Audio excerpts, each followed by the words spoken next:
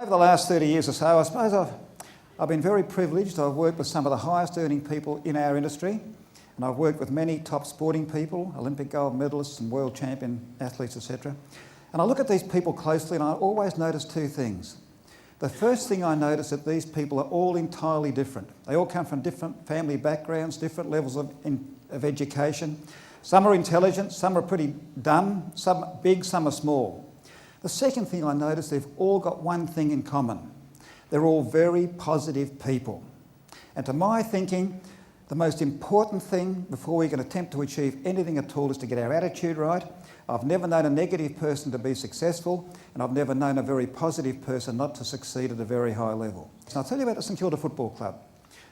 I suppose some of you follow AFL here, but it applies no matter what we do. But in 1997, St Kilda lost the first 5 games of that season, and they'd lost 5 of the last 6 games in 1996, so they weren't travelling too well. They won 1 game out of 11. They were on the bottom of the ladder, and they were playing Collingwood, the top team, the next day, on the Saturday, who hadn't been beaten for the season. It's a Friday afternoon, I was nearly home. The phone rang in the car, it was the St Kilda coach. He said, "I'm looking for a favour." I said, "What do you want?" He said, "Can you come and talk to players?" I said, "Yeah, sure, when?" I thought he was going to say next month or next year or next week or something. He said, "Now." I thought, "I'm not coming down there now. I'm nearly home." He said, "You'll have to." I said, "Why?" And he said, "Because I've just been told, unless we play better tomorrow, they're going to sack me next week." So I thought, "Oh, I better go down there." So I said, "Look, I only want you and the 40 players, not all these people who hang around football clubs." And it always amazes me, I don't go there very often, whenever I go to a football club, the place is full of people dressed like I am. Now, no one knows what they do, but they all hang around these football clubs. I said, "None of those guys, just you and the 40 players." So I get down there, I walked into those club rooms, and the feeling of negativity was overwhelming. I passed some of the players in the passage, they couldn't make eye contact, they all looked away because they were in the horrors. They had been beaten up by the press. Every article about St Kilda was negative. They were no-hopers. The players were getting booed off the ground every Saturday afternoon. The poor old coach, every time he returned to his seat in the grandstand after addressing the players, people were spitting all over him. They were in the depths of despair. So we started talking to these players. One of the first things I told them to do was this. Now, all the things I talk to sporting people about are things I learned in my business life because it's exactly the same. The basic fundamentals which go to make a person successful are the same no matter what we do in life. So I just go through those basic things with the players. I don't know anything about football, I don't follow it that closely. But I said to the players, I said, "Look, what I want you to do tonight is to go home and get a piece of paper and put a line down the middle. On the left-hand side, write down all the things you've done in your life which you've stuffed up and made a mess of, which you hadn't done. On the other side, write down the good things about your life, the things that you're proud of." I said, "Come back and see the coach before next Thursday night's training with your piece of paper." They all agreed to do it. I told the coach, when these guys come back, tear that page down the middle. All the bad things on the left-hand side, don't look at them, don't read them, screw them up and throw them in the rubbish tin. The good things on the right-hand side, sit the boy down and just reinforce those things with him. Build up his confidence. He agreed to do it.